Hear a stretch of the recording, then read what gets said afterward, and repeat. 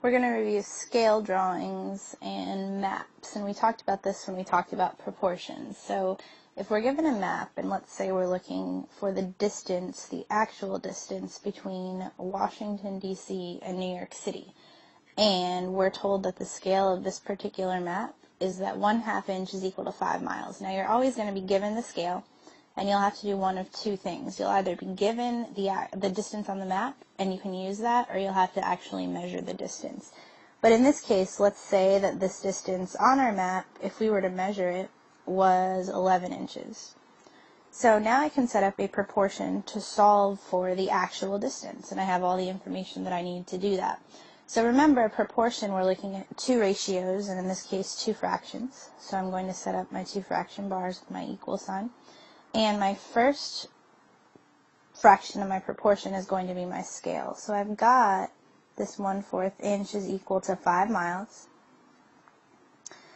And see how I have miles here in my denominator and inches in my numerator? I know that my numerator on the right should be inches and my denominator should be miles. And from that information, I can fill in this 11 inches here as the numerator and X amount of miles. And just like we practiced doing this yesterday, I'm now going to circle my cross products. And 5 times 11 gives me 55. And 1/4 times X is just 1/4 X. I can't really do much with that yet. But now I'll say that 1/4 X is equal to 55. And you know that the opposite of multiplying by 1/4 is dividing by 1/4. And if I do that on the left side, I have to keep my equation balanced and do that on the right side. 1/4 and 1/4.